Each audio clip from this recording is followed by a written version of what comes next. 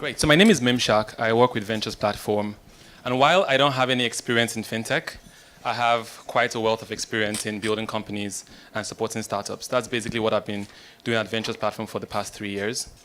At Ventures Platform, we basically believe that entrepreneurs are the last frontier for Africa's development.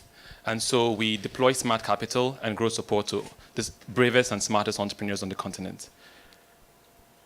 What we see when we think about fintech is a continent that's been projected to hit about 1.9 billion people. And I know like all these statistics are very common and everybody knows these things. But what we literally see is that these people will need to make payments. These people will need insurance. These people will need to save. These people will need credit. And at the current rate of financial inclusion and the way financial services are spreading, that won't be possible. And that's why we believe that technology is the way to actually make this happen.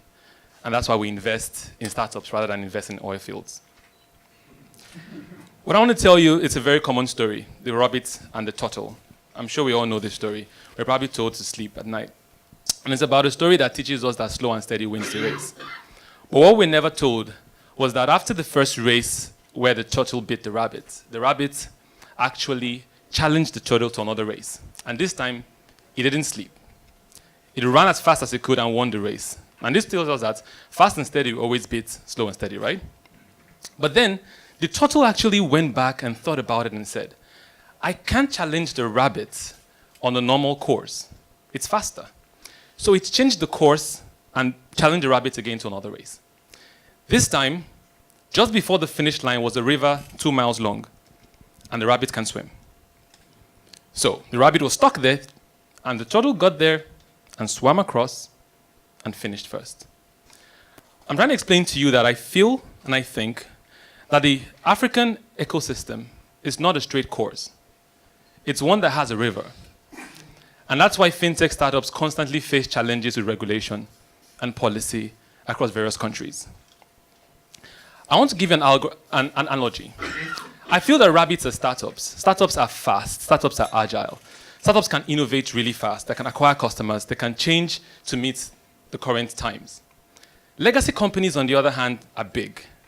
They're not necessarily open to sudden change. They have processes and systems. But one thing that they've understood is how to navigate policy and regulation, how to lobby governments. They've understood how to acquire customers in time. They have large distribution networks. What I want to propose is that the fintech space on the continent is not an either-or for legacy companies or startups. I feel it's a combination of both. So what happened was the rabbit and the turtle decided to be friends. And they said, how fast really can we finish this course? And I said, why don't we collaborate and see? So the rabbit carried the turtle all the way to the river. And then the turtle carried the rabbit across the water. And they finished in record time. And that gives birth to what we think about when we think about fintech. So to pilot this idea, in collaboration with ARM, Ventures Platform is running something we call Labs by ARM. And we're allowing startups leverage on the distribution, industry insights, and funding from ARM, while startups can provide the innovation, the nimbleness, and the agility, and produce amazing startups that literally can scale across the continent. So if you think you're building something interesting in the fintech space, I think you should try it out. It's www.armlabs.com.ng. Thank you. Thank you. Okay, same format, but we'll start with this way. Questions? Yes, ma'am. What's in it for ARM? So like I said, remember when the turtle had to carry, rabbit had to carry the turtle all the way through the land? Legacy companies, like I said, are not necessarily very innovative. They don't change fast. Innovation. Fast innovation. So are they going to have the right of first refusal? So there are different forms of agreements, or what do I put it? There are different exit strategies for ARM. So for one, they could actually invest for equity stake in the business. Two, they could co-own the new product that develops because they're going to be bringing a lot of industry insights.